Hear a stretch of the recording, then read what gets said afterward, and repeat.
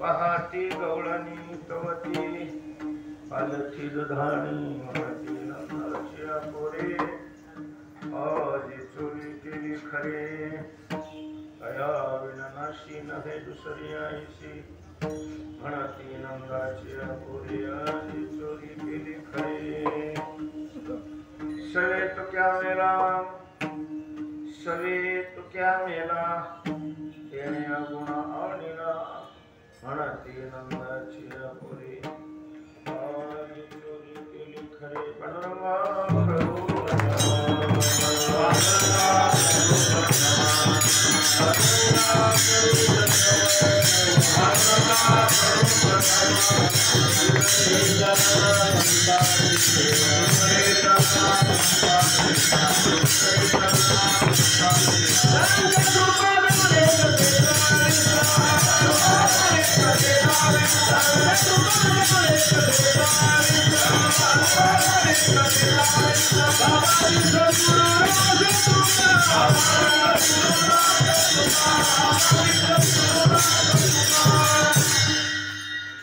लयांचे केलिया स्मरण होय सकल विद्यांचे आदिकरण चित्तबंधू श्री चरण श्रीवरंचे ज्ञानेश्वरा नमो ज्ञानेश्वरा मूर्ती उदारा शोकां देवा मस्तक माझा पायावरी या वारकरी संतांच्या पहाती गवळणी तवती पालखी दुधाणी म्हणती नंदाची पोरे आजी चोरी केली खरे श्रीमंत श्री जगद्गुरु तुकोबाराय या अभंगातून गवळणीचा संवाद प्रतिपादन करतात विठ्ठल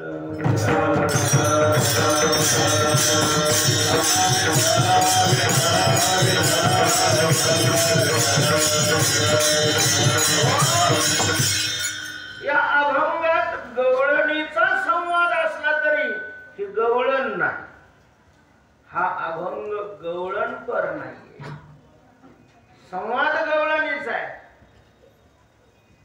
पण अभंग काल्याचा आहे काल्याच्या प्रकरणामध्ये प्रकरणकारांनी हा अभंग घातलेला आहे त्याचं कारण असे ज्या अभंगात गवळणीचं वर्णन असतं त्या अभंगाला गवळण म्हणतात गवळणीने केलेलं वर्णन असतं त्या अभंगाला गवळण नाही म्हणत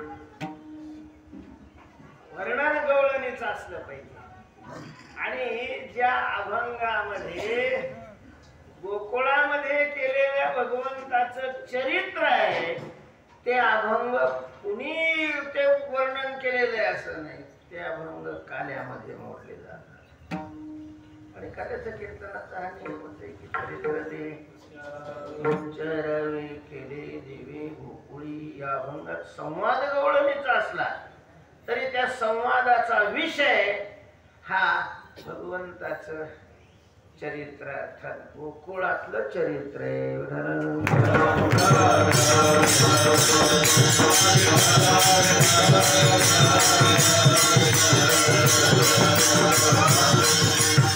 अलौकिक अशा प्रकारचं जे चरित्र म्हटलं जातं.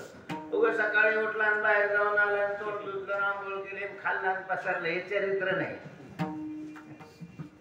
चरित्र त्याला म्हटलं जातं की ज्यामध्ये अलौकिक अशा प्रकारचं कर्म आहे.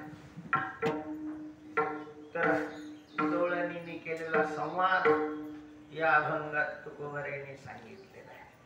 कधीचा संवाद आहे, काय संवाद आहे, काय विशेष आहे त्या संवादाचा, अभंगाचं चिंतन करत असताना आपल्या लक्षात येईल. संक्रांत नुकतीच होऊन गेलेली होती आणि एका गवळणींनी गोकुळातल्या सगळ्या गोपींना गवळणींना हळदी कुंकाला आपल्या घरी बोलावले. त्या निमित्ताने एक बैठक घ्यावी, विचार विनिमय करावा, हाही बैठकीचा हेतू होता. विचार विनिमय याच्याकरता करायचा होता की अलीकडे गोकुळामध्ये एक विचित्र घटना घडू लागलेली होती. गोकुळ हे गाव गोपालकांचं गाव. गाईचं पालन करायचं आणि मग गाईपासून निघणारा जो गोरस आहे त्या गोरसावर आपली उपजीविका चालवायची, अशा प्रकारचे लोकांची वस्ती म्हणजे काय, गोकुळ आहे. आणि ज्या गोरसावर गोकुळवासियांचा चरित्र चालत होतं, बऱ्याच त्या गोरसावरच अलीकडे कुणीतरी डल्ला मारायला सुरुवात केलेली. समजत नव्हतं घरातल्या लोकांना की हे नेमकं कोण करतंय.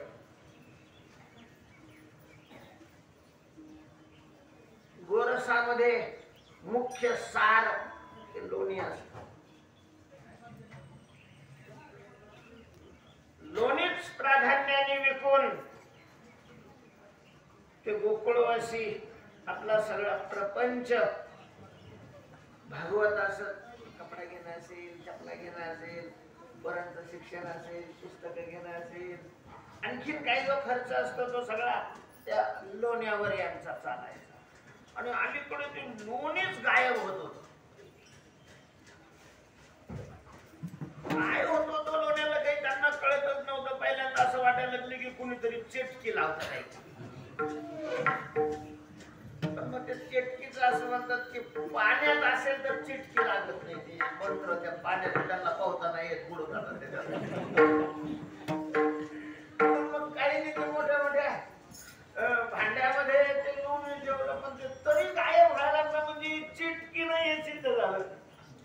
परत चोरी होती असं म्हणावं तर दरवाजे बंद आहेत, खिडक्या बंद आहेत, भिंत फोडलेली नाही, अर्थात बाहेरचं कोणी मध्ये आलेला आहे अशा प्रकारचं काही वातावरण तयार होत नव्हतं. त्यामुळं कोणी चोराने चोरी केली असंही म्हणता येत नव्हतं. पहिल्यांदा मग सासवा मुख्य असल्या तर त्या सुनेवर बाळ घ्यायच्या की रात्री उचून गेलो लोणी खाल्लं का काय.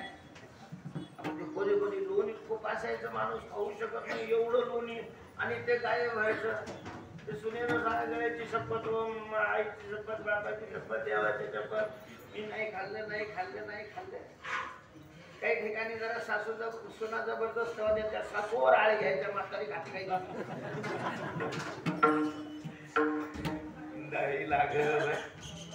भांडवी सासू सुना असे सासू सुनाचे भांडणं लागायचे. पण ते सिद्ध व्हायचे की नाही त्यांनी नाही खाल्लेलं. पण होतंय काय याच, त्याविषयी विचार विनिमय करायचा आहे. म्हणून त्या गवळणींनी सर्वांना बोलवलेलं होतं. थोडासा तिला संशय होता. अध्यक्षही होती ती महिला मंडळाची गोकुळातल्या. शिक्षणही तिचं झालेलं होतं. ISI पास होती.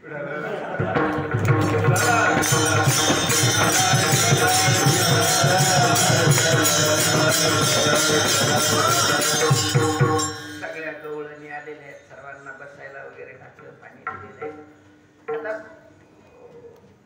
मैत्रिणी आहेत, दौलत आहेत, सख्या आहेत, ते आलेले आहेत. तर त्यांना काही ना काहीतरी पाहुणचार करायला पाहिजे ना. म्हणून तिला वाटलं चला सगळ्यांना दही किंवा लोणी काहीतरी द्यावं म्हणून ती आत गेलेली आहे.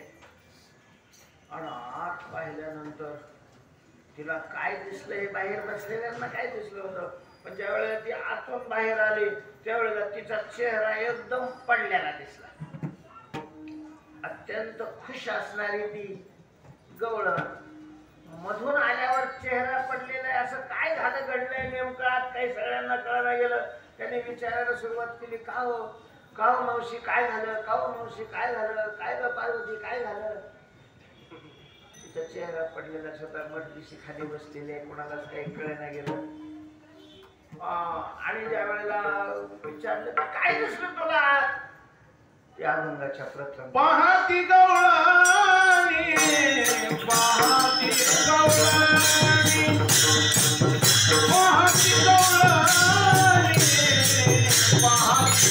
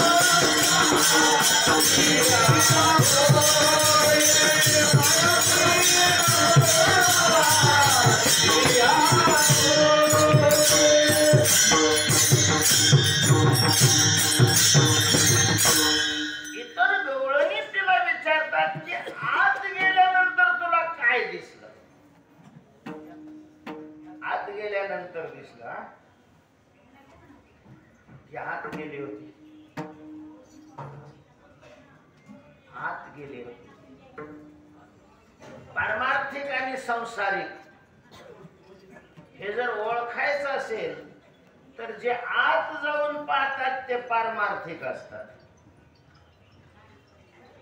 आणि जे बाहेर पाहतात ते संसारिक असतात. संसारिक माणसाला आत जायची कधी सवयच नाही.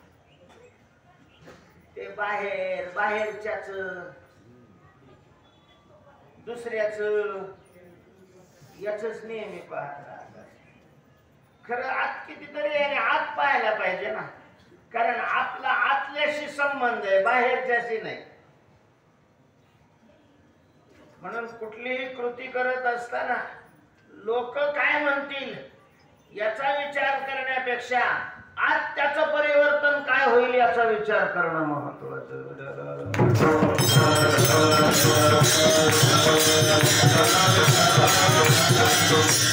लोकांचं काय, लोक मांडोळाच्या अवलादीचे राहते. मांडोळाच्या अवलादीचे म्हणजे आता ते मांडोळच राहिले भलताच भाव नाही म्हणते त्याला.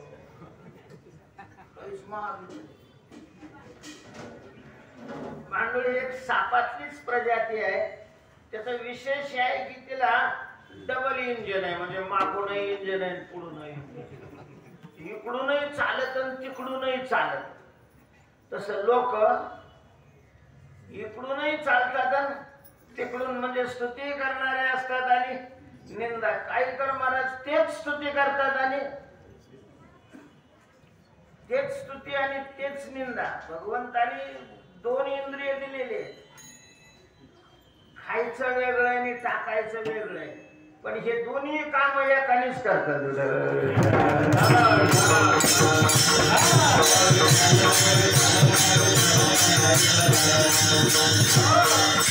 हे मी नाही म्हणत, तुकोबाराय म्हणतात. बहिर्मुख एके ठाई, बहिर्मुख एके ठाई, तुका म्हणे तया दोई.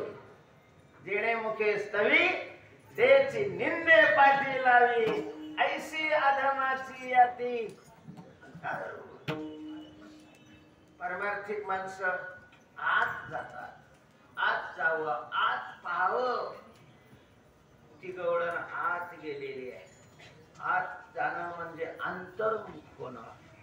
आत पाहणं म्हणजे आपण काय करतोय, आपली वृत्ती कशा स्थितीमध्ये आहे, आपल्या ठिकाणचे दोष किती गेलेले आहेत, किती आलेले आहेत, आपली साधना किती होते. अशा प्रकारचं आत असणारी जी मंडळी आहे, मग ती इंद्रिय असतील, मग ती मन वृत्ती असेल, मग ते अंतःकरण असेल, त्याचं अवलोकन करणं याला आत जाऊन पाहणं म्हणतात. ती गवळण आत गेलेली आहे. आणि आत गेल्यानंतर तिला दिसलेलं आहे. काय दिसलं? तवती पालथी दुधानी. गवळणी पाहती, तवती दुधानी पालथी.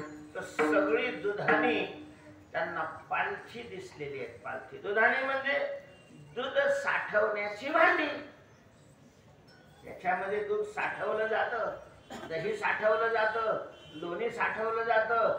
अशा प्रकारचे दुधाचे वंशज तिथं राहतात. त्याला दुधानी म्हटलं जातं. हे सगळी दुधानी. पालथी दिसली तिला, पालथी. तवती पालथी दुधानी. पालथी या शब्दाचा दुसरा अर्थ असा आहे की रिकामी. कारण भांड पालथ कधी घातलं जातं? रिकाम झाल्यानंतरच. किंवा पालथ घातल्यावर त्याला रिकाम व्हायला काही वेळच लागत नाही. रिकामी झालेली आहेत, पालथी आहेत. कधी कधी उतानी असतात, कधी रिकामी असतात. पण पालथी घातलेली असली की प्रश्नच नाही, रिकाम तर आहेच. आणि कुणाचे पालथ म्हणजे अंतर. महत्वाचं आपल्या जवळ जे दुधानं असतं ते आहे अंतःकरण. फार माल साठवला जातो त्याच्यामध्ये. खूपच मोठी मेमरी आहे ती. किती जीबीची आहे मला नाही सांगता येत. परत जन्मापासून मरेपर्यंत सगळं डाटा त्याच्यामध्ये असतो. आपलं संचित कर्म जे मागे अनेक जन्मात केलेलं आहे, अजून ते भोगलेलं नाही, अशा संचित कर्माचा साठा सुद्धा कुठं असतो? त्या दुधाण्यामध्येच असतो. प्रारब्ध तिथंच असत, भोगायचं राहिलेलं. आणि या जन्मामध्ये होणार क्रियमान, ते क्रियमानही तिथंच साठलेलं असतं.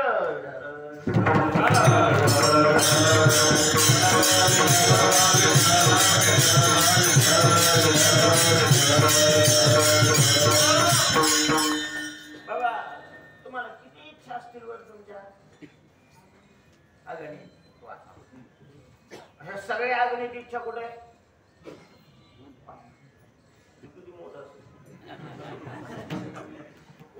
नाही 5x3 जागा जरी धरली एकीला, तरी किती जागा त्या इच्छेने. नुसते इच्छाच आहे आता असं नाही. चिंता कुठे? आताच आहे. लोभ कुठे? आताच आहे. किती मोठा आहे? लोभाचं तोंडाला तर काही मापच नाही ना. सगळे विकार, सगळे गुण, सगळी कर्म, सगळं ज्ञान, सगळे संस्कार, सगळ्या वासना, हे सगळं मटेरियल कुठं असतं? आत. आणि त्या अंतःकरण रूपी दुधाण्यामध्ये वंच भरलेला असतो. तुडुंब त्याच्यामुळे तर तो थांबत नाही, तो येत नाही. तर आपल्याला असं वाटतं की देवाने यावं, देवाने यावं, देवाने काय यावं. त्या हरीने माझ्या हरले चित्त याचं चिंतन करत असताना मला वाटतं या हऱ्याला, त्या गवळणीचं चित्त हरण करण्यापेक्षा त्या बिचारी संसारी त्यांना पोरं बाळ, त्यांना घरदार, सासू, नवरा, सगळं यांचा धाक, सगळं त्यांचं चित्त हरलं, त्यांचं सगळं वाटोळ केलं. त्याच्यापेक्षा आमच्यासारखे ज्याला मागं नाही पुढं नाही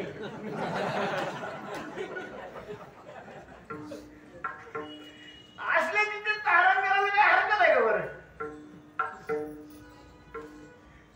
त्या बिचाऱ्या संसारी गवळणीचं चित्त धारण केलं, त्याला चित्त धारण करायचं जर असे तरी काम टेकले त्यांचं हटायचं ना, त्यांचं नाही हरे. आणि त्यांचं मात्र हरिणे म्हणजे हरणे चित्र का असं मग लक्षात आलं की ते हरण्यासारखं होतं. आपलं घेऊन जो पश्चाताप कशाला करेन. आता तो हुशार आहे ना, त्यातून तो शिरोमणी उगत कसली मी घाण थोडी वडायला रे काम आहे तो. त्यांनी तिकडं न्यायचं पुन्हा साफ करीत बसायचं का? जे साफ आहे तेच घेतो तो, दुसऱ्याचं कशाला हरण करीत.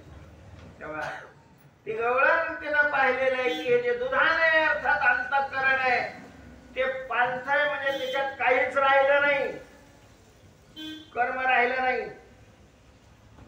इच्छा राहिली नाही, भीती राहिली नाही, चिंता राहिली नाही, काहीही राहिलं नाही. रिकाम आणि नुसतं रिकाम नाही, पुन्हा अंतर्मुख आहे. निष्काम कर्माने चित्त शुद्ध होत म्हणजे रिकाम होत, पण अंतर्मुख होत नाही. अंतर्मुख होण्याकरता पुन्हा उपासना करावी लागते.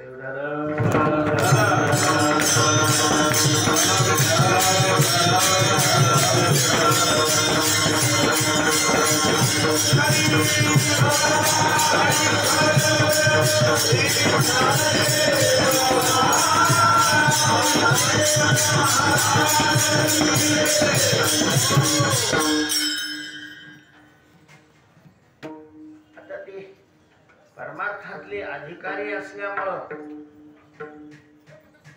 चप्पटदिशी लक्षात आले. व्यावहारिक दृष्टीनं ती गवडीला खाऊ घालण्याकरता म्हणून दूध दही आणायला गेलेली होती आणि दुधाने सगळी कामे.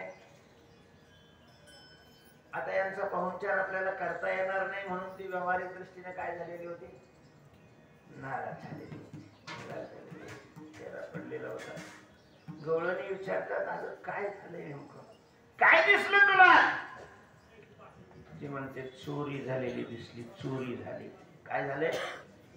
चोरी झाली. चोरी?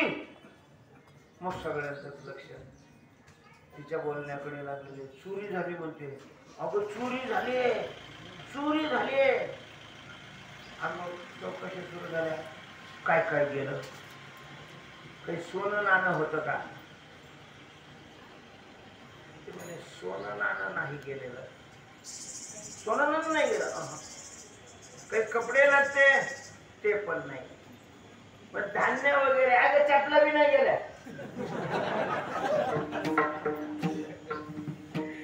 हे असलं काही नाही गेलं, पण जे गेलं ते फारच मोठं गेलं. हे गेलं असतं तर काही नसतं, पुन्हा मिळवता आलं असतं, कमवता आलं असतं. पण जे गेलं अतिशय महत्वाचं गेलेलं आहे आणि पुन्हा कमवता न येणार असं गेलंय.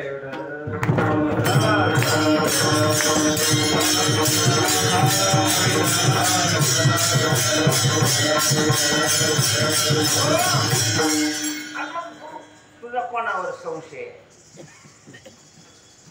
कुणी नेलंय असं वाटतंय? दुसऱ्या चरणात म्हणती नंदाची या पोरे, म्हणती नंदाची या पोरे, म्हणती नंदाची या पोरे, म्हणती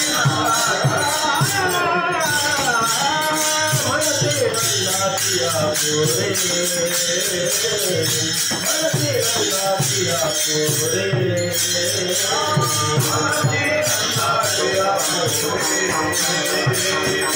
म्हणती नंदाची या पोरे, आज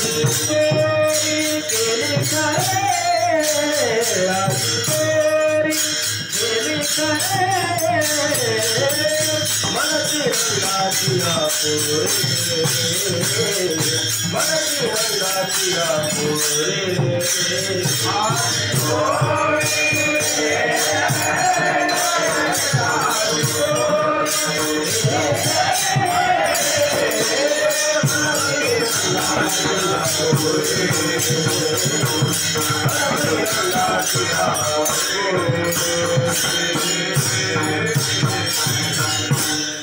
कोणावर संशय आहे तुझा चोरीचा? ते म्हणे संशय नाही, माझा निश्चय आहे. ज्ञानाचे दोन प्रकार असतात, निश्चय रूप ज्ञान आणि संशय रूप ज्ञान. निश्चय रूप ज्ञानात पुन्हा दोन प्रकार असतात, प्रमाद ज्ञान आणि भ्रमज्ञान. पण या निश्चय रूप ज्ञानाहून भिन्न जे ज्ञान आहे त्याला संशय ज्ञान म्हणतात. द्विकोटिक अशा प्रकारचं जे ज्ञान असतं, एकाच अधिकरणावर विरुद्ध दोन ज्ञान असणं, याला संशय म्हटलं जातं.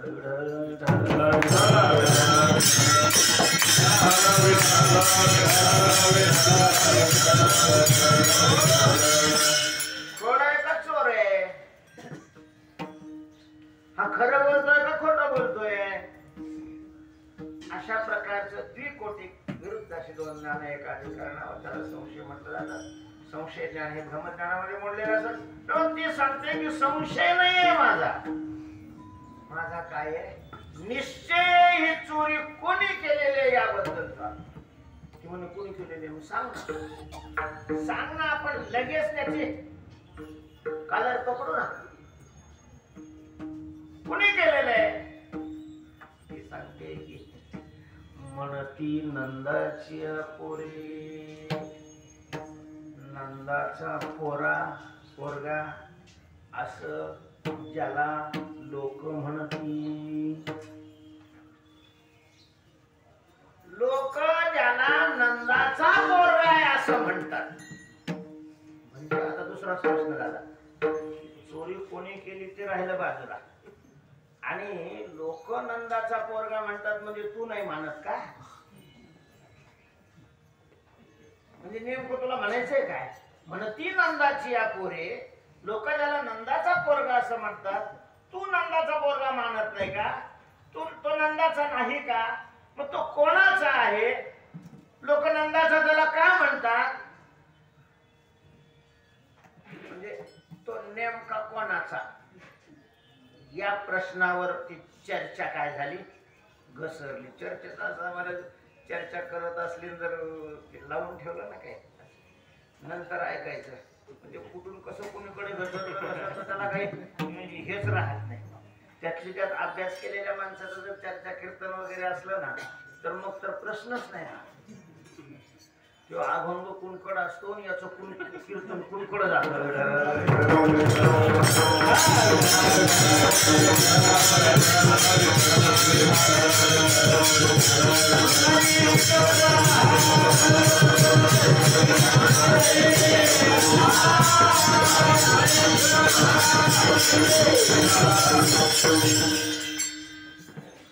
खरं तर त्यांना हळदी कुंकाला बोलावं. ते झालं तर घरात चोरी झाली म्हणून चोरीचा विषय निघाला. चोरी कुणी केली तर मग कुणी केली त्याचं नाव आहे, त्या नावावरून पुन्हा विषय आणखी तिसरीकडेच गेला. म्हणजे लोक ज्याला नंदाचा पोरगा म्हणतात. आता लोक म्हणजे काय? लोक म्हणजे सगळे गोकुळातले, कृष्णाला गोकुळातले सगळेच नंदाचा पोरगाच म्हणत होते ना. विद्वान लोक सुद्धा नंदनंदन, यशोदानंदन अशाच प्रकारचं म्हणत होते सगळे. पण ही म्हणती नंदाच्या पोरे म्हणून मग त्या दुसऱ्या गवळणीने तिला विचारलं, का ग म्हणती नंदाच्या पोरे म्हणतेस? म्हणजे कृष्णाला लोक नंदाचा पोरगा म्हणतात हे खरं नाही असं म्हणायचंय का तुला? बरोबर ओळखलं. मला तेच म्हणायचं होतं की लोक ज्याला नंदाचा पोरगा म्हणतात, वास्तव तो नंदाचा नाही. नंदाचा नाही.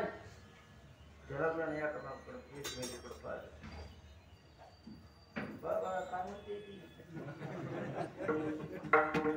आता काही नंद म्हणजे खडी फोडायला जाणारी व्यक्ती थोडीच होती. अरे गोकुळ झाला गे त्याचं ते एकुलतं एक पोरग, त्याच्याकरता किती काही नवस सायास केलेले. नंदाचीच नाही, गावातल्या सगळ्या लोकांनी नंदाला पोरगा व्हावा, नंदाला पोरगा व्हावा, कारण नंदावर सगळ्यांचं प्रेम होतं, कारण ते नंद होते. कंसावर त्याच्या घरचीच सुद्धा प्रेम नव्हतं, कारण ते कंस होते. नंदामध्ये आणि कंसामध्ये हा फरक आहे ना. जो सतत दुसऱ्याला आनंद देतो, दुसऱ्याच्या आनंदाकरता स्वतः दुःख सहन करायला तयार असतो, त्याला नंद म्हणतात. आनंदो ददाती इति नंदः. तो काय म्हणे, सुख परार्या सुखे अमृत हे मुखे सर्वसे. पाऊस न काल आहे ते डोळ्याची लागी होय, तैसा पर सुखे जाये सुखावत जो इति नंदः. दुसऱ्याच्या सुखाने जे सुखी होणारे असतात त्यांना नंद म्हटलं जातं. आणि महाराज अशा नंदावर परमात्मा अत्यंत खुश असतो, अत्यंत खुश असतो. म्हणून दयेचं वर्णन करत असताना उपजताची तया मी ऋणी आलाभे असं भगवान म्हणतात. दया ज्याच्या अंतःकरणात निर्माण होते त्याचा मी काय होतो, ऋणी होतो. ऋणी दयावान काय याचं भजन भिजन नाही करत. दयावान लोकांची दुःख दूर करण्याकरता प्रयत्न करत असतात. काची खली रुतली गाये धड भाकड न पायरे. लाणी होय काना बोला किंवा बुडतयात करून नकुशे अंत्य की ब्राह्मण काढून राखे प्राण याची जाणे. तेव्हा दयावान माणसं ही दुसऱ्याचं दुःख पाहू शकत नाही, दुसऱ्याच्या दुःखाने वेगळी होतात आणि ते दुःख दूर करण्याकरता तन मन धनाने स्वतःला झोपून देतात. अशा प्रकारचे जे भगवान म्हणतात ती दया त्याच्या ठिकाणी जन्माला आल्याबरोबर मी त्याचा काय होतो, ऋणी बनतो. ऋणी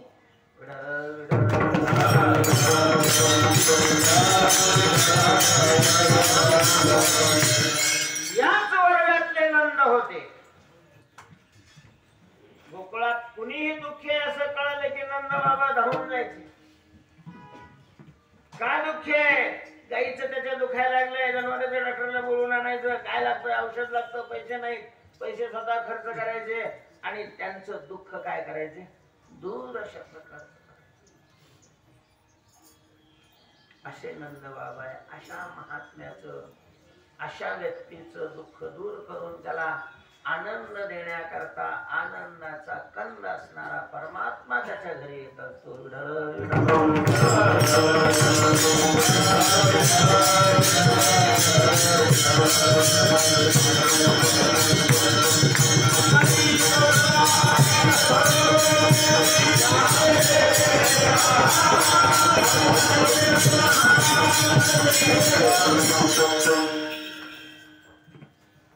सगळ्यांच्या दुःखामध्ये नंद बाबा सहभागी होत असल्यामुळं सगळे त्यांच्या दुःखात सहभागी होते. लोक म्हणतात, लोक आम्हालाच का असं करतात, तुम्ही सराट्याची आवलाद हे नाही तुम्हाला कळत. दुसऱ्याला किती टोचतो तेव्हा नाही, लोक टोचायला लागले मग आम्हालाच कसं काय, लोकांचं ठरलेलं असतं. लोकांनी नंद बाबांना मुलगा व्हावा म्हणून नवस सायास केले होते. ज्यांनी नवस सायास केलेले होते तेही त्याच्यातच होत्या ना गवळणी. काही काही गवळणींनी महाराज 16 सोमवार नुसती एक लवंग खाऊन केला होता. काही एकादशीचे उपवास, दशमीला काहीच खायचं नाही, दुपारी एक टाइमच खायचं, संध्याकाळी काही खायचं नाही. एकादशीला तो थुका सुद्धा गिळायचा नाही. द्वादशीला सूर्योदयाला द्वादशी सोडायची, पुन्हा दिवसभर संध्याकाळी काही खायचं नाही, असले उपवास केले होते. कशा करता, नंद बाबाला पोरगा हवा.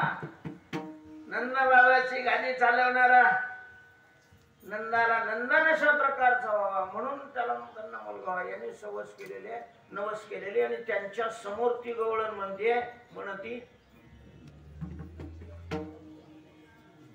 लग्न महाराज अनेक गवळणीला आणि मग त्यांनी प्रश्न विचारायला सुरुवात केली म्हणजे तुला काय म्हणायचंय आम्ही म्हणतो तो नंदाचा पोरगा आहे तू नाही म्हणत का नंदाचा पोरगा आणि म्हणत नसशील तर का म्हणत नाहीस म्हणजे तो नंदाचा नाही तर मग कोणाचा आहे नंदाच्या घरी आला कसा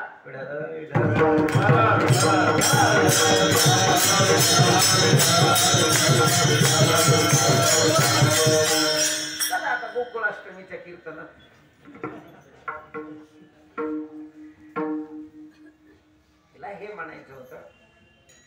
तिला हे म्हणायचं होतं की हा जो कृष्ण आहे ज्याला तुम्ही नंदाचा पोरगा म्हणत आहात कोक्त होती विद्वान होती भगवत स्वरूपाचा साक्षात्कार अशा प्रकारची असणारी होती शिकलेली होती मी तर पहिलं सांगितलेलं आहे शिकलेली म्हणजेच शास्त्राचं अध्ययन तिनं केलेलं श्रोत्रिय होती ISI म्हणण्यापेक्षा श्रोत्रिय होती ती आणि मग त्याला सांगायचं होतं की हा कृष्ण ईश्वर आहे ईश्वर हा अयोनी संभव आहे त्याचा जन्म दिव्य आहे जन्म कर्मच दिव्यम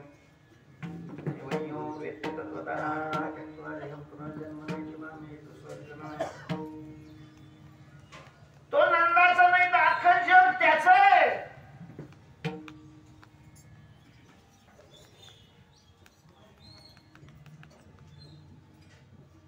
या कारणे मी पिता महत्ब्रह्म हे माता आणि अपत्य पंडुसुता जगदंबर सगळं जग हे अपत्य आहे मूल अशा प्रकारचे असा सगळ्या जगाचा बाप आहे असं तिला सांगायचं होतं आणि म्हणून ती म्हटली की तुम्ही ज्याला नंदाचा पोरगा म्हणतात मी जर ते सांगत बसले तर ते काल्याचं कीर्तन जाईल बाजूला आणि ते जन्माचं कीर्तन होईल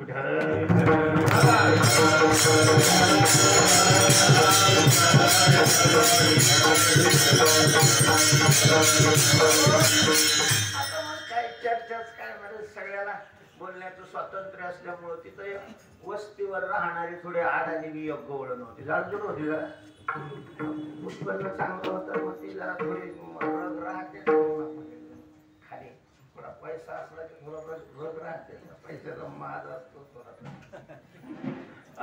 ती म्हणे हो बाई मला तर लय दिवसापासून वाटत होतं पण म्हटलं आपण लहान तोंडाने मोठा घास कसा घ्यावा ते मोठे त्यांच्याविषयी असं कसं बोलावं मला सुद्धा हा संशय होताच की हे त्यांचं नाही ते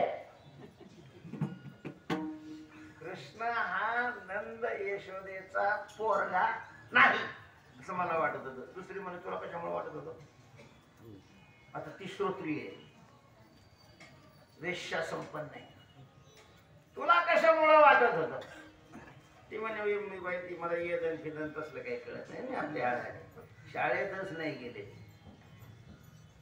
माझं आपलं येड अनुमान मला असं वाटतं की मग तुम्ही जे पोरग होत असत ते मॉडेलनी एक तर आई सारखं असतं नाही तर बापासारखं असतं काकासारखं आजीसारखं कोणावर न कोणावर जात बघा नाही जर ते यशोदा मैयासारखं बी नाही आणि नंद बाबा सारखंही नाहीये दोघं गोरे पाने हे काळे कळकूट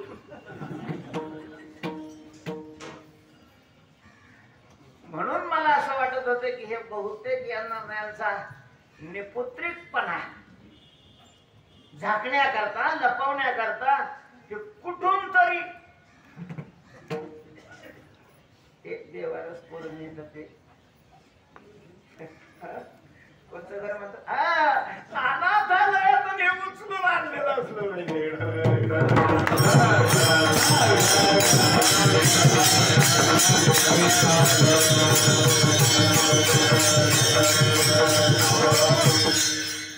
थोडी एकदम शानी होती जाऊ दे विषय काय चाललेला आहे, मूळ विषयावर या. तुम्ही फाजूल नका चर्चा करू. तिनं ते तो विषयच बदलण्याकरता तिने सांगितलं का ग, तू म्हणतेस कृष्णानं ही चोरी केलेली. हेच म्हणायचंय ना तुला, तो कोणाचा आहे कोणाचा का असं ना, नाही तो कोणाचा का नसा ना. आपल्याला काय घेणंय, आपला विषय चोरी कुणी केलेली हा आहे, तो कोणाचा आहे आणि काय आहे काय एवढं बाहेर जाण्याची काय गरज आहे का आपल्याला. जास्त विषयांतर करणं चांगलं नाही ना. तेव्हा तू म्हणते की कृष्णाने चोरी केली असंच म्हणायचंय ना तुला. हा मला असंच म्हणायचंय की ही चोरी कोणी केली, कृष्णाने केलेली आहे. काही आधार तुझ्याकडं, तुझ्या जिभेला काही हाड. कुठलंही विधान करत असताना म्हणजे पुराव्याशिवाय विधान करू नये. आणि त्यातले त्यात मोठ्या विषयी विधान करायचं असेल तर मग ज्वलंत पुरावा लागतो, अन्यथा तुरुंगात जावं लागतं. चांगल्या चांगल्याला तुरुंगात जावं लागतं पुरावा नसेल तर.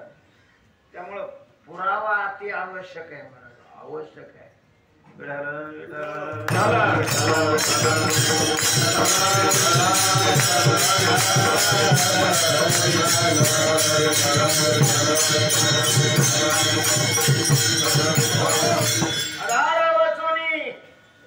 काय सांगशील का, कोण तुझं वचन मानणार आहे, त्याला जर आधार नसेल तर तुझ्या बोलण्याला काय केलं. तेव्हा कृष्णाने चोरी केली असं तू म्हणतेस, आधार काय आहे ते म्हणे. हे पहा, आधाराचे प्रकार मला सांग. तू जो आधार विचारतेस, आधार म्हणजे पुरावा. पुराव्याला शास्त्रामध्ये प्रमाण म्हणतात. मग प्रमाण किती आहे ते म्हणे, अगं बाई ती लई खोटा नाही ते शास्त्राचा. प्रमाणाच्या बाबतीत एक मत नाही शास्त्रकारामध्ये. कुणी फक्त एकच पुरावा मानतं, कुणी 2 मानतं, कुणी 3 मानतंय, काही 4 मानलेले आहेत, कुणी 5 मानलेले, काही 6 मानतात तर काही 10 मानतात.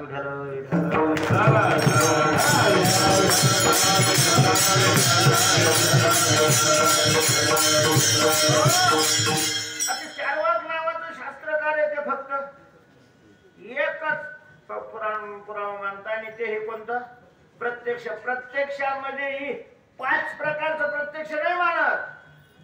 चक्षुर्वै सत्यम, फक्त डोळा योच पुरावा. डोळा, ज्याला डोळे नाही त्याला जगच नाही असं.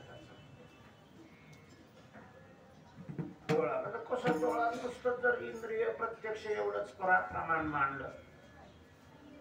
आता बसलो होतो त्याच्यात एक म्हातारं आलं. बसलो, मी विचारलो कोण आहे. पिताजी. नमस्कार केला.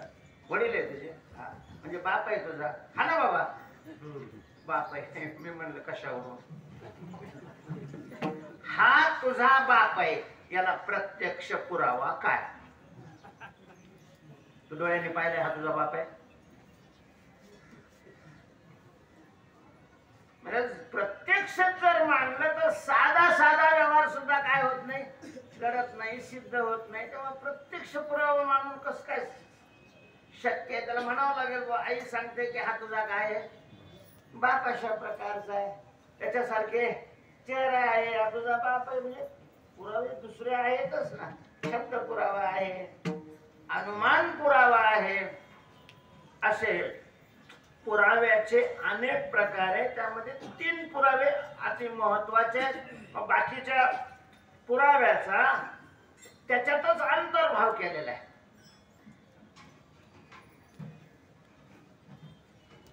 प्रत्यक्ष, अनुमान आणि शब्द हे 3 पुरावे. ती गवळण विचारित होती की कृष्णाने चोरी केली अशा प्रकारचा धडधडीत तू कृष्णावर आरोप करतेस, त्याला पुरावा काय?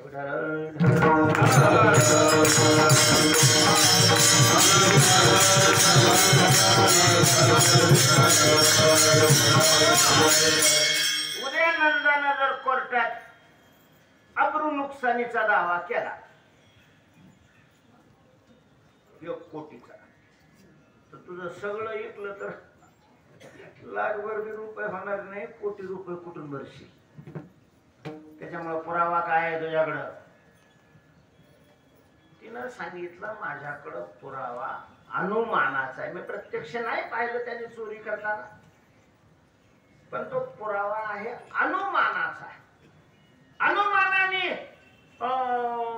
त्यांनी चोरी केले असेल अशा प्रकारचं माझं निश्चित मत आहे. दुसरे म्हटले पण अगं तो चोरी करेल कशा करता? काही कमी आहे त्याच्याकडं? त्याच्या आईनं सुद्धा त्याला असं विचारलेलं होतं, का चोरी करतोस तू? काय म्हणे का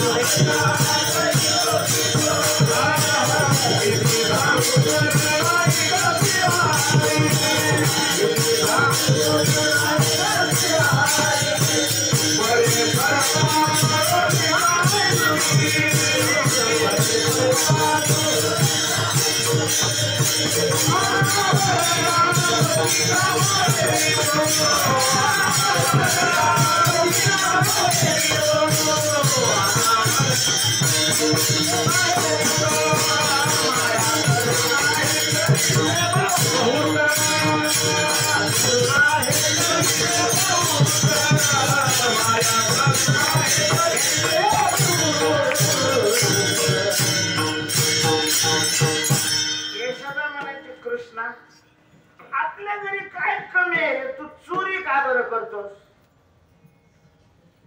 काय होणे का तरी तोशी तेव्हा एक गवळणीनं तिला विचारलं असेल, अगं तू त्यानं चोरी केली म्हणतेस, का चोरी करील तो?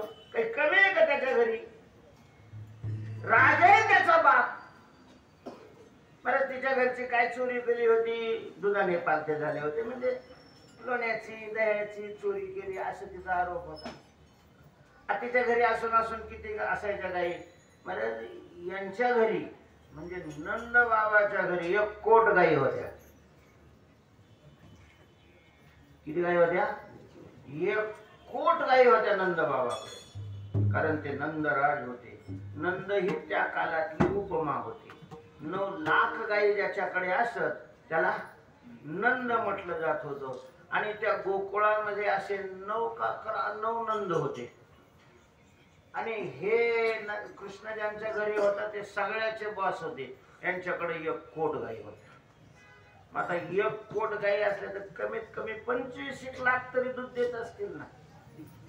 2-2 लिटर जरी दूध धरलं गावरान गाईचं, 50 लाख लिटर दररोज दूध ज्याच्या घरी निघतंय, तिथं लोण्याला काय कमी असेल? मला खायला नाही तो पोहायचं म्हणलं तरी त्याला खूप पडत. एवढं त्याच्या घरी लोणी आहे आणि तू म्हणते त्यानं चोरी केलेली आहे. तो चोरी करेल कशा करता? त्यांनी चोरी केली असेल आहे असं तू म्हणतेस आणि विचारतोय की चोरी का करेल? काय कमी आहे त्याच्याकडं? तिनं सांगितलं, हे पहा, कमी आहे ते चोरी करतात असं नाही. चोरीचं चिंतन करायचं झालं तर त्याच्याकडे कमी असते, ती माणसं चोरी करतात असा काही संबंध नाही. कित्येक कमी असणारे चोरी करतात, कित्येक कमी नसणारे चोरी करतात. काही कमी असतही चोरी करतात, काही कमी नसतही. तसा काही संबंधच नाही झाला. कमीचा आणि चोरीचा काही संबंध नाही. मग चोरीचा कशाशी संबंध आहे? चोरीचा सवयीशी संबंध आहे. ज्याला चोरी करायची काय लागली, सवय लागलेली आहे. आणि मग ती सवय असेल तर मला नाही मोडली जात. काय तंबाखू खायच्या सवयी लागलेल्या पुढे कीर्तनकार झाले, कीर्तनकार झाल्यावर मी तंबाखू खातात. हॉटेलात खायच्या सवय झाल्या, पुन्हा कीर्तनकार झाले तर कीर्तनात लोकांना सांगायचं शुद्ध खा, पवित्र खाऊ नका, तंबाखू खाऊ नका, आणि हे हॉटेलात जाऊन बसत. असं कसं काय करते, सवयीचा भाग आहे.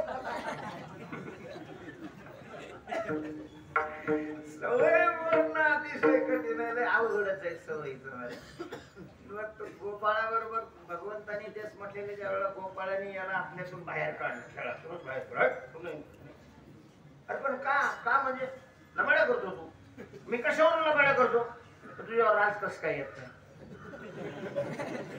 का असा की बाबा खेळत होतो त्याच्यावर राज यायला पाहिजे ना, राज कस काय येत नाही? आता मला खेळता येतं, तुम्हाला खेळता येत नाही म्हणून राज येत.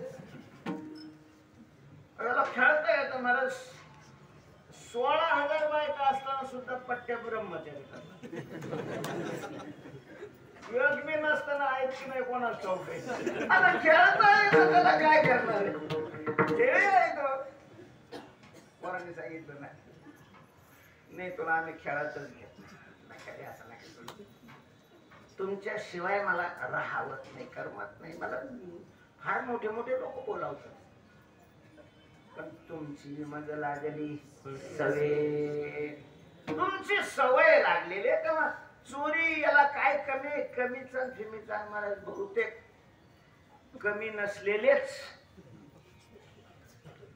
जास्त मोठ्या,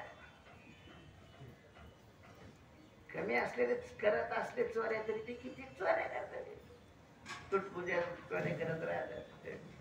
करोडोच्या चोऱ्या, अख्खे महाराज धरणच चोरीला जातात. धरण स्वातंत्र्याच्या नंतर महाराष्ट्राचं जर हे सगळं रेकॉर्ड काढलं ना, तर कागदपत्रावर जे रोड झालेले आहेत, जे धरणं झालेले आहेत, जे पाट झालेले आहेत. परवा मला एकदा गेवराई तालुक्यात कोणीतरी सांगितलं, म्हणे आमच्या सातबाऱ्यावर पाटाचा बोजा टाकलेला आहे, ही निघत नाही, कर्ज निघत नाही, आणि आमच्याकडं पाटच झालेला नाही. कीर्तनातून मी बोलतोय, तर रेकॉर्ड होते, जबाबदारीनं बोलतोय मी.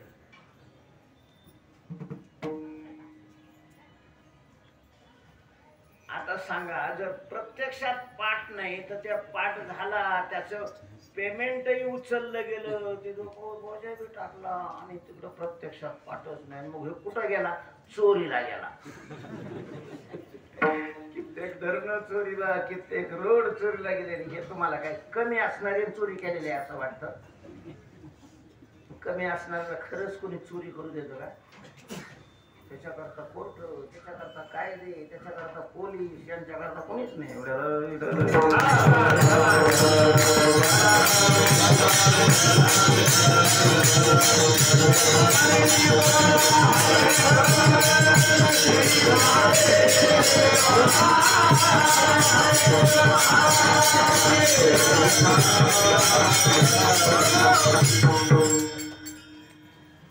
त्याच्यामुळं कमी हा काही प्रश्न नाहीये, सवयीचा भाग आहे. आणि याला आजची सवय लागलेली आहे असं नाही. नामदेवराय म्हणतात, ऐसा पुराण प्रसिद्ध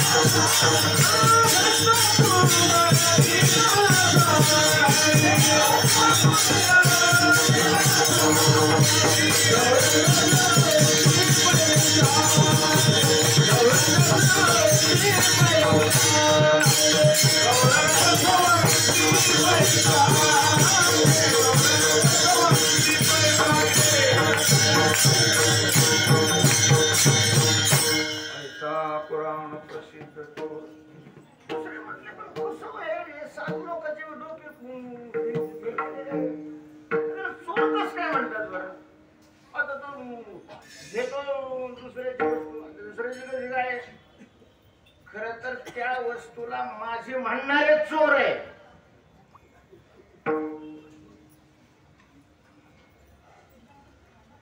कोणाचं उपकरण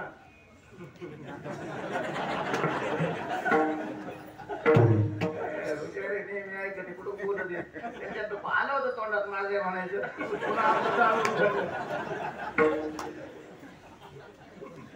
उपकरण माझं म्हणलं म्हणणारा चोर आहे महाराज.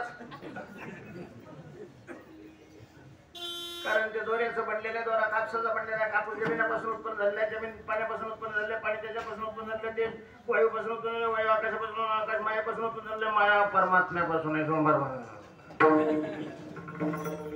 म्हणजे प्रत्येक वस्तू ही कोणाची आहे? कृष्णाची आहे, त्याची आहे. आणि मग त्यांनी लोणी खाल्लं तर चोरी कसं काय म्हणतात चोर कसं काय म्हणतात लोक चोर कसं काय म्हणतात. दुसऱ्या म्हणजे तसं नाहीये दोन्ही बिणी खाल्लं म्हणून चोर नाही म्हणत.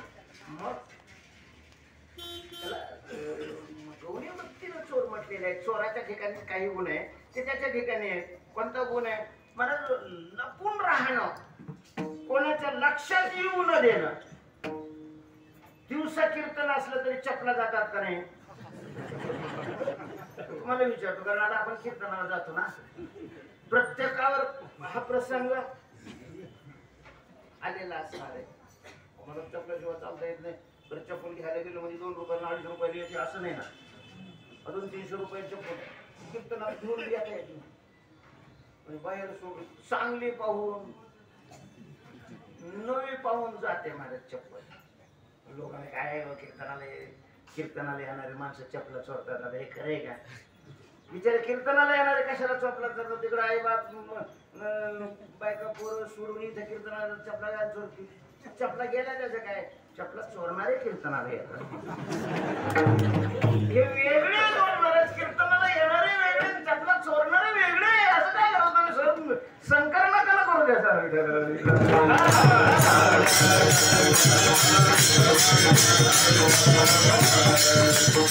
पण मग पकडीत का नाही? ते कळतच नाही ना. ते असे लपून राहतात असले तरीही लक्षात येऊ देत नाही. म्हणजे दुसऱ्याच्या लक्षात येऊ न देता तिथं राहणं ह्या चोराचा काय आहे? गुण आहे. बरोबर आहे की नाही? आता इथं देव आहे की नाही? इथं देव आहे की नाही? दिसतो का? लपून आहे की नाही? म्हणून चोर. आता चोर का म्हटलं तरी किती काय कारण आहे?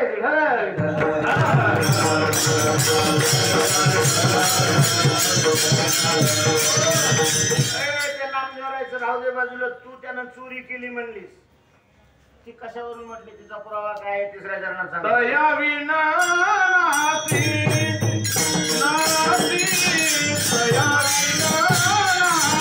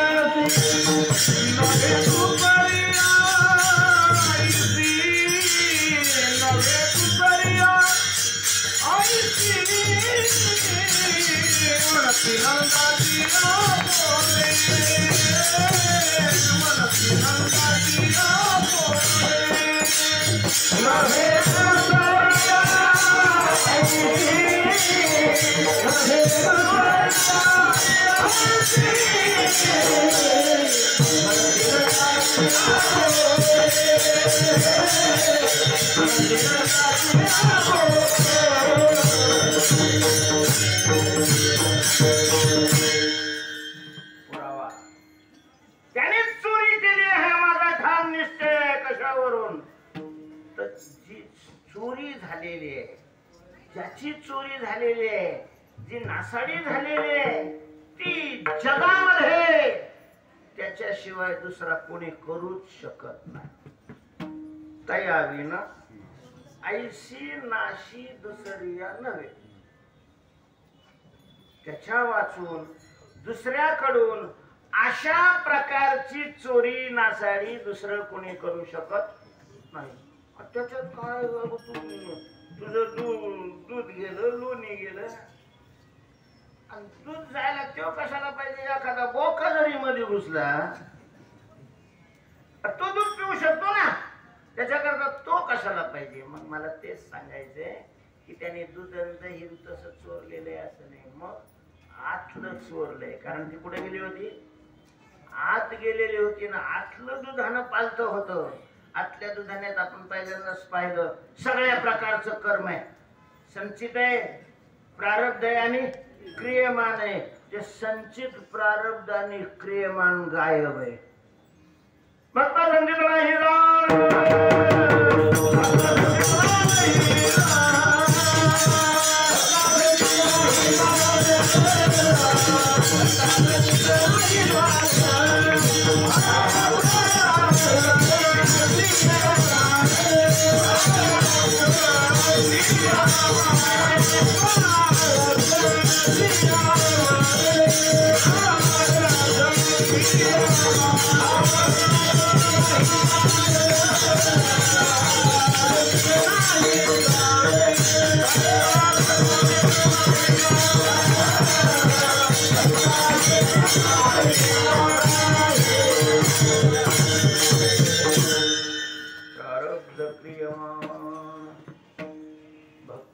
संचित नाही जाण. भक्ता प्रारब्ध नाही, क्रियमान नाही, संचित नाही, कुठलंच नाही.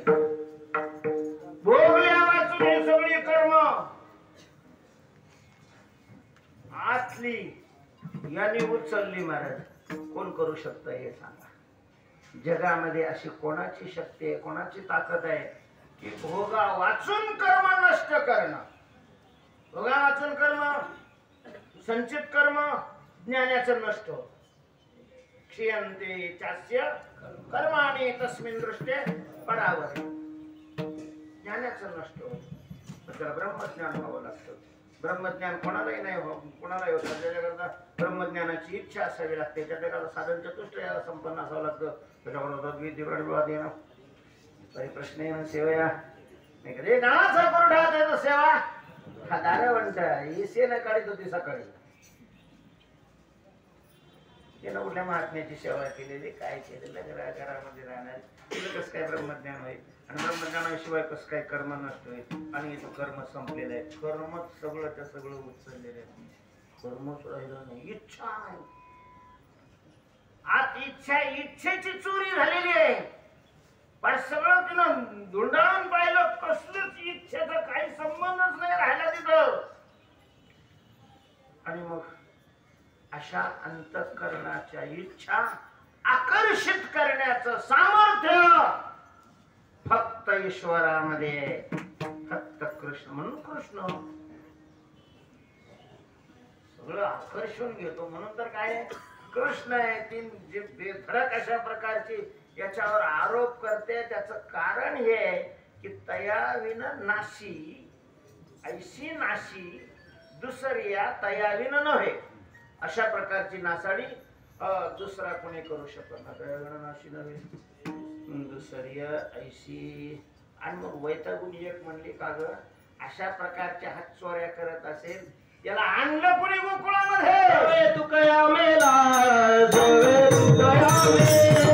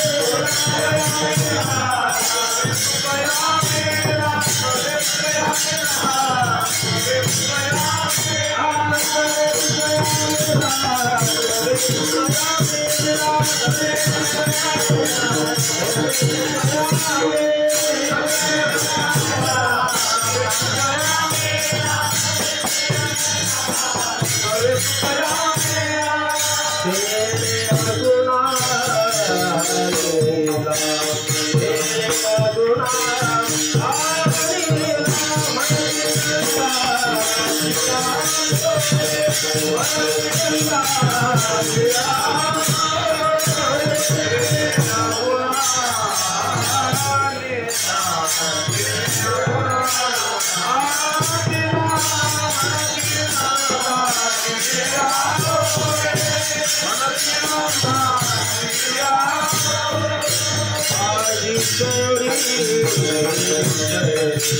आधी चोरी केली खरे मला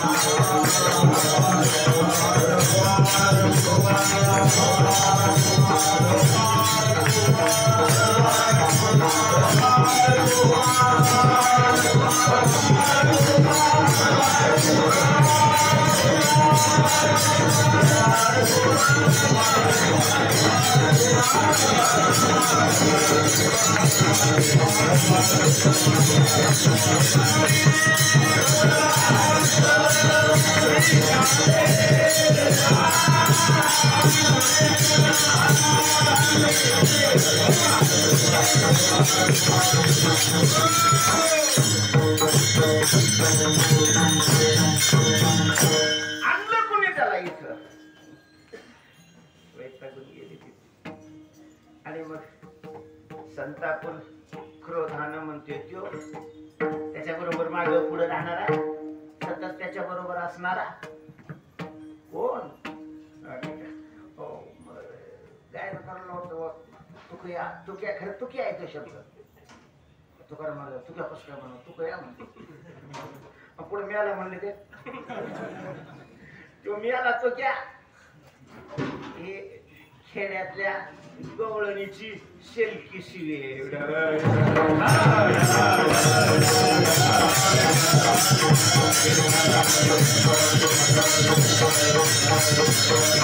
त्याच्या बरोबर नाही का मागं पुढं सगळे तुक्या मेला त्याने अवगुणा तिथं अवगुणा म्हणजे तिला असं म्हणायचं हे अवगुणा असं पण ते अवगुणा नाही बरोबर शास्त्र तिच्या तोंडात बसलं लक्ष्मी होती ना ती अवगुणा नाही ती काय म्हणते अवगुणा म्हणजे गुणरहित असणारा म्हणजे जो कृष्ण आहे तो वास्तव त्याचं स्वरूप कसं आहे गुणरहित आहे निर्गुण आहे निर्गुण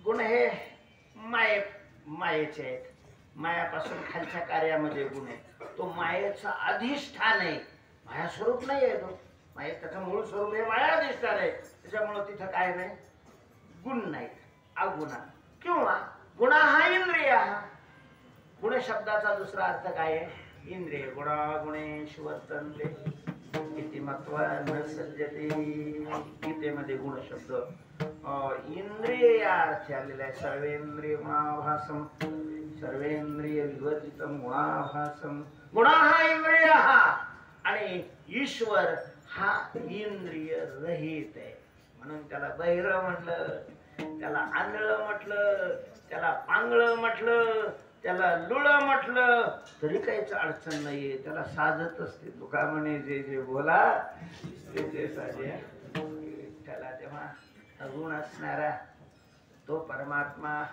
या मेल्या तो त्याला काही काम नव्हतं हे आनंदाशी जोडा सांगता गोष्टी आलासी आकारा आमची आचारा आणलाही रूपा बळे करोनी खळे हरिदासी असे खळ करणारे जे हरिदास आहे त्याच्यात तुकाराम महाराज होते म्हणून ती म्हणते सवे तुक्या मेला तेने अगुणा आणला म्हणती नंदाची पोरे अजी चोरी केली खरे विडंबर कुमार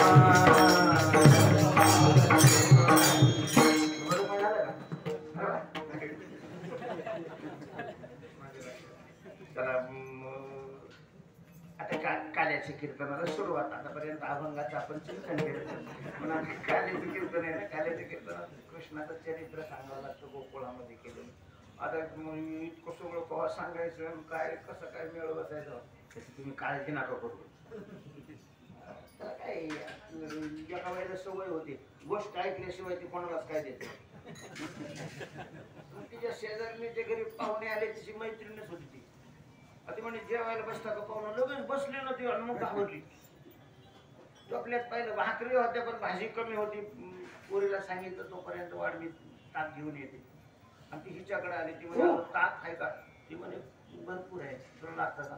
ती म्हणे हा पाहुणे आलेले जेवायला बसले आणि भाजी कमी आहे मला ताक दे बरं. ती म्हणे घेते पण माझा नियम माहिती आहे ना तुला. एक कोटच्या काही बाकी संबंध नाही. त्याला तारीख घ्यायची का नाही एक कोट जप लिहून द्यायचा मग यायचं आपल्याकडं.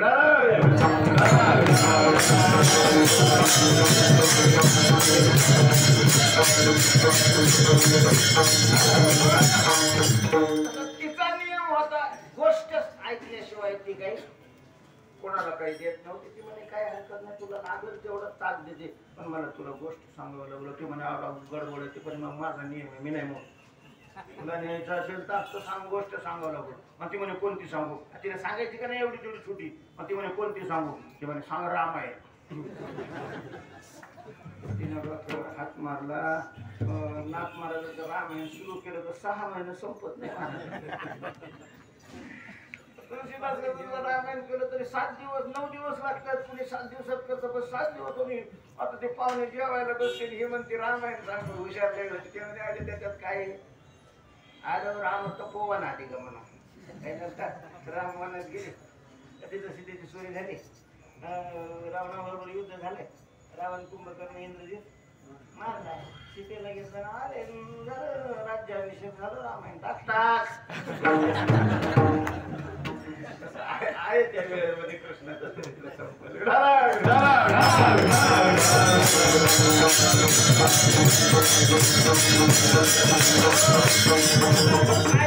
की यांनी खोड्या करायला सुरुवात केली. गवळणीला जाऊन त्रास द्यायचा. काय करायचं मला बरं हे कवा सुरुवात केली लय मोठं 5-6 वर्षाचं झाल्यावर नाही. रांगत रांगत असताना सुरुवात केली. गवळणी यशोदेला वाटायचं प्रेम होतं खूप कृष्णाचं. सगळ्यांनी कृष्णाला चांगलं म्हणावं तिची अपेक्षा होती. चांगलं म्हणतही होत्या गवळणी नाही असंही नाही. पण मग थोड्या थोड्या तर खोड्या केल्यानंतर गाराने करायच्याच ना. यशोदेला काय करावं बरं सांगावं तर ऐकत नाही. मारण्याच मनात बी येत नव्हतं कारण खूपच प्रेम होतं. मारायचा प्रश्न नव्हता. नंदबाबाला सांगावं तर नंदबाबांना जे बाई तू पोरगण तू तुझे मला तुम्ही तुमच्या मध्ये नका जाऊ. माझं काय करायचं मग शेवट तिला वाटलं तर लौकिक उपाय जिथं चालत नाही माणसं तिथं कुठं जातात मग देवाकडे जातात. गणपती बाप्पाला नवस केला तिला. गणपती बाप्पा मंगळी चतुर्थी उडवली. मंगळी चतुर्थी फारच पॉवरफुल असते म्हणतात. आता आपल्याला काय माहिती आपण कधी चतुर्थी केलेल्याच नाही. वारकरी माणूस आहे मी. हायब्रिडची अवलाद नाही मी. नाही दुसरं काही करत नाही.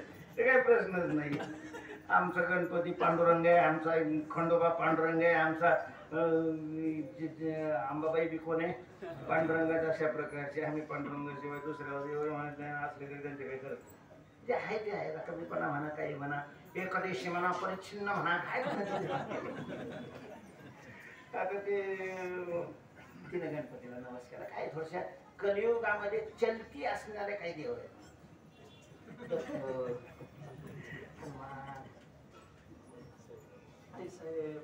थोडे चलती नाणे लवकर पडले. गणपती बाप्पा माझ्या पोराच्या खोड्या बंद होते. 1.25 पोत्याचे मोदक आणि 1.25 पोत्याचे लाडू आहेत. म्हणजे 1.25 पोता ऐकल्यावर तर गणपतीच्या सुद्धा तोंडाला पाणी. काय महाराज एवढा मोठा गणपतीचा त्या पोट त्याला भुक्कीचे असून ते मोदक करणारे असे मोदक करतात की दुर्बिणीतून पाहावं लागतं. त्याच्या मानाने ते एवढे एवढे मोदक काय बरं ते उभं 3-4 ठेवतात. नुसतं तोंड खवडायला. 1.25 पोत्याचे लाडू 1.25 पोत्याचे मोदक आहे. म्हणजे आज पण काम अवघड ना. ज्यांच्या बंद करायचे त्यांनीच याला गणपती बनवले. पण प्रार्थना केली, प्रभू तुमचा दास आहे,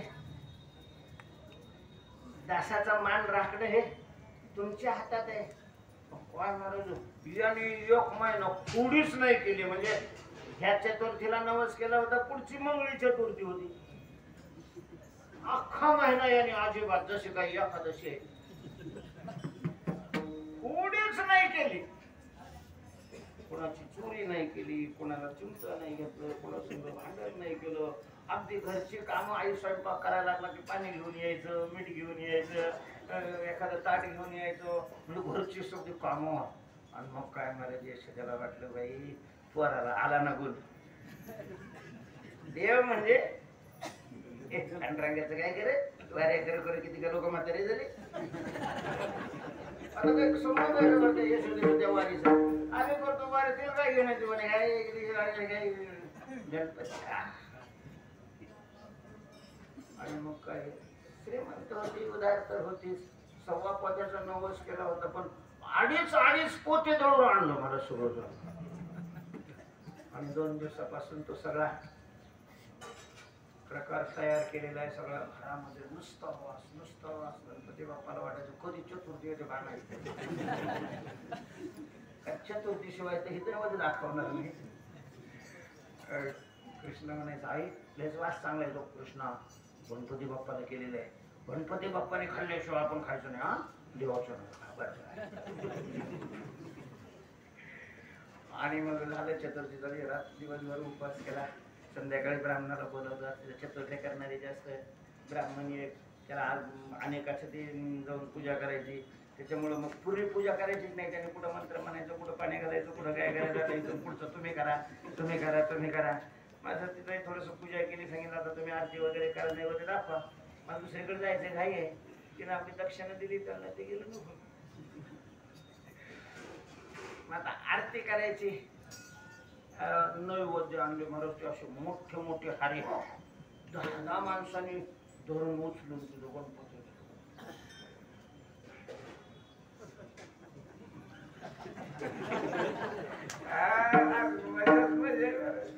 वास येत होता तिकडून. आता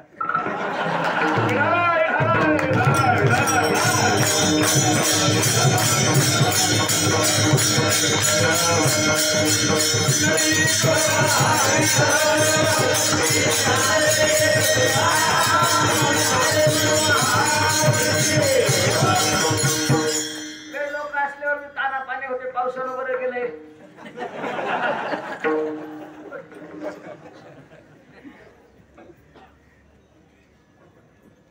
आरती करायची, नैवेद्य ठेवला, आरती झाली म्हणजे मग सुरुवात करायची ना. आरतीचं ताट घेऊन आलेले, पण आरती पेटवायचं साधन काळीची पिठी. बरं या ना ती काळीची पिठी काय तिथे बरोबर हातात. आईनं पाहिलं इकडं तिकडं, कृष्णा तुम्ही काय तर काळीची पिठी काय झाली इथली? आज तो म्हणे, आई आता मला काय भिड्या प्यायच्या का, मी काळीची पिठी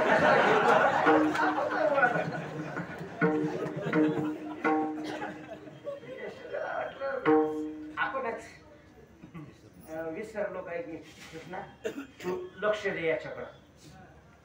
मांजर फिंजर तो नको कासल्यावर तू काळजी करू नको. ती गेली तिकडं काळीची पट्टी, तिला सापडलीच नाही लवकर. मग इकडं गणपती बाप्पाकडे येणं पाहिलं, थोडे डोळे उतरले. काय गाड्या गणपती बाप्पाने हात ठेवले. काय नाही म्हणजे आमच्या घरून लाच मी कुठं मागितली, नको कुठं म्हणले.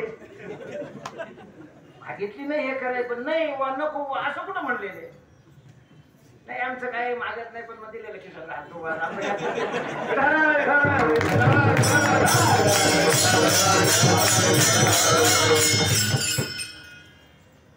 तुझं काही नाही ना. नाही मला बी भूक लागली. नाही घ्या ना घ्या ना घ्या ना घ्या ना. आता गणपतीला वाटलं हे किती घेणार आहे.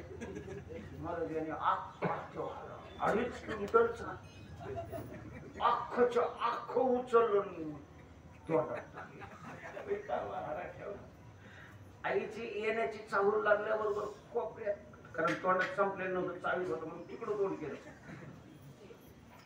आईनं पाय आत टाकायचे, आत तर कार्याचं कीर्तन संपलं.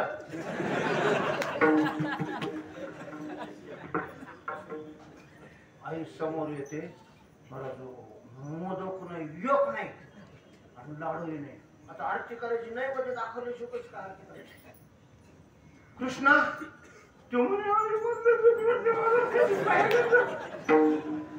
कृष्ण पण नैवेद्य काय झाला. तो म्हणला आई जग हे असंच आहे, जग असंच आहे. कसं आहे, लटिके ते रुचे साच कोणाही न पचे. जे खोट आहे ते रुचत, मग त्याच्यात कीर्तनात सुद्धा दुसरं काही नाही असं. हा ते खरं कीर्तन नाही ते आवडतं, त्याचे कीर्तन खरं बोलणार नाही पचत लोकांना. लटिके ते रुचे. मी जर खरं सांगितलं तर तुला पचणं आवडणार नाही, मला माहिती. पण आता तू विचारलं, मला खरं बोलावं लागेल. आई तू गेली, भला मोठा डेअरीवाला बाबा उजरावर बसून आला. मग काय तुटूनच पडले त्याच्यावर. मी घाबरून आपलं तिकडे तोंड करून उभा राहिलो. काही ते उंदरानं, काही त्या बाबानं सगळं खाल्लं. आता कोणची तरी आई खरं मानेल का बरे. महाराज खरंच देव खायला लागला तर लोक नैवेद्य दाखवायचा किती, याच्यावर पुन्हा विचार करतील. महागाई वाढलेले 100 रुपये किलो भाजी, याला काय लागत. तो बिचारा नुसताच पाहतो. त्याच्यामुळं मग काय 2 पोळ्या ठेवल्या काय, 2.5 पोळ्या ठेवल्या काय, अडचण नाही काही. काय करावं. खोटं मानावं तर एवढं पोरगं खाऊन खाऊन किती करू, एवढं गोष्ट खाल्लं जात असं म्हणजे म्हणणं बी बरोबर नाही वाटत ना. जाऊ द्या, थोडंफार पहिले काढून ठेवलेलं होतं ते आणून दाखवावं, आरती करावी म्हणून ते नैवेद्य आणायला गेले. यांनी सांगितलं, गणपतराव आम्ही नैवेद्य खाल्लेला तुम्ही पाहिलेला आहे, आणि मग हे आज ना उद्या कोणाजवळ तरी तुम्ही सांगणार आणि आमचं बिन कुठं नाही. आपण पुरावाच काही ठेवीत नाही. देव उचलला तो टाकला तो. आई नैवेद्य घेऊन आलेले देवाचाच पत्तर आहे. कृष्णाला विचारलं, कृष्णा अरे देव कुठे. तो म्हटला बोंबला तिच्या पुढं उभा आहे. देवाशी तर कुशे. देव काय झाला, हसे आले बोला हसे आली. तो म्हणला आई एवढा सामान्य कसा विचार नाही ग तुला. एवढं खाल्ल्यावर तो घरात कसा बसल.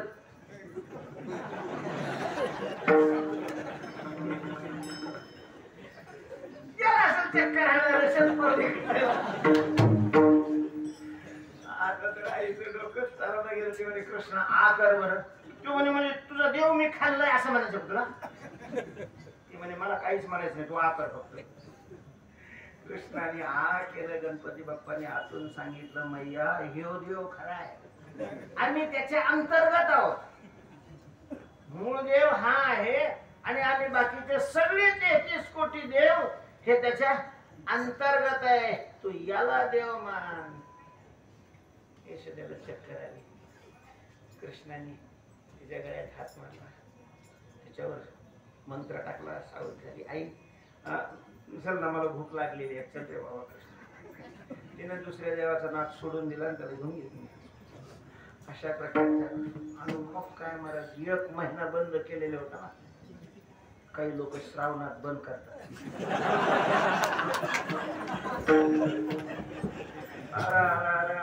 श्रावण संपला रे संपला.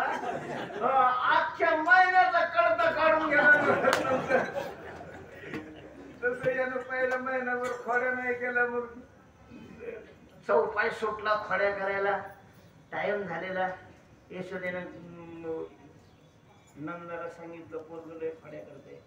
नंदाने त्याला बोलून घेतलं. कृष्णा म्हणजे काय बाबा, तू मोठा झालेला आहे, आता गावात राहायचं नाही, शाळेमध्ये जायचं, पूर्वीची शाळा म्हणजे वासरं घेऊन चारायला जायचे. तो म्हटला काही हरकत नाही. मग सगळे गोपाळ गाई घेऊन भगवान दुसऱ्या दिवशीपासून वृंदावनादी गोकुळाच्या आसपास जी वन होती त्या ठिकाणी चारायला निघालेले.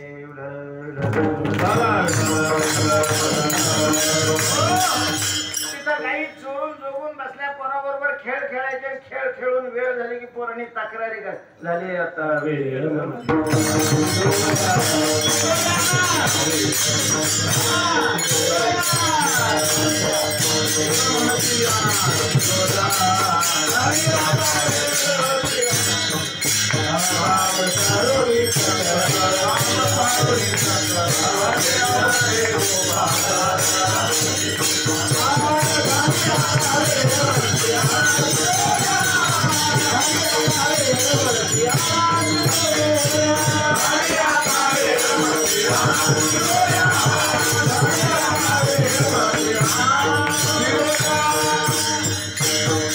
झाली का वेळ? बघा ना घड्याळ करूया. किती वाजले?